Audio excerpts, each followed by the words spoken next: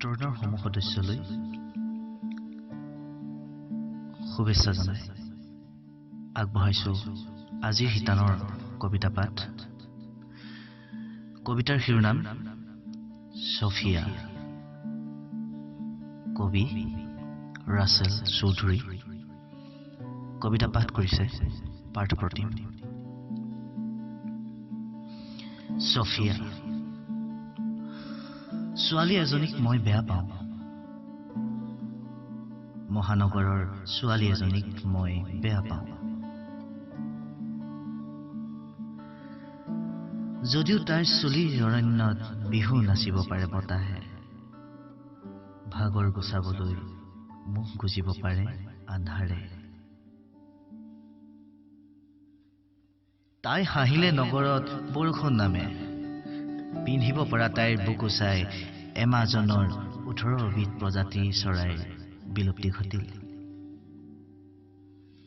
ময়ো তাইৰ বাবে চকুত টোপনি বান্ধি পাৰ কৰিছিলো ৰাতি, কাৰণ তাইৰ কোমলতাত লাজ পাই হেলেনাই। তথাপিও তাইক মই বেয়া পাওঁ।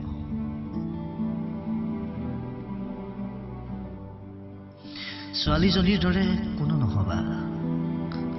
মই বেয়া পোৱা ছোৱালীজনীৰ নাম ছফিয়া।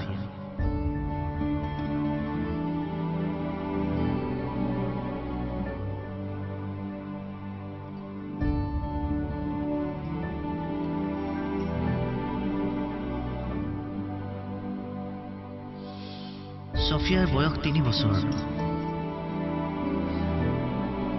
14 ফেব্ৰুৱাৰী 2016 তাইৰ জন্ম তাৰিখ। তথাপি ছফিয়াক মই বেয়া পাওঁ। আৰ্কিমিডিছ থিয়ৰী, কপাৰ্নিকাছ তত্ত্ব, বাইলৰ বিধি, নিউটনৰ গতিসূত্ৰ। ছফিয়াই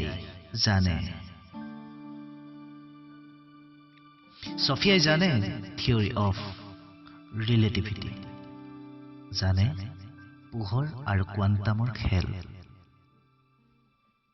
তাই জানে বিশ্বক সলনি কৰা সমস্ত মতবাদ। তথাপি ছফিয়াক মই বেয়া পাওঁ। ছফিয়াই ৰাজনীতি বিজ্ঞান পঢ়ে। ছফিয়াই গান গায়। ছফিয়াই নাচে। ছফিয়াই স্বাগতম জনাই, জন্মদিনৰ সম্ভাষণ জনাই, বিশ্বৰ মেধাৱীসকলৰ লগত আলোচনাত বহে। ছফিয়াই ইণ্টেলিজেণ্ট পৰীক্ষাত 100 নম্বৰো লাভ কৰে।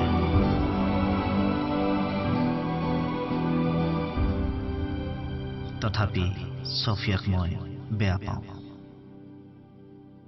মই বেয়া পোৱা ছোৱালীজনীৰ নাম ছফিয়া। কোনো ছফিয়াৰ দৰে নহবা।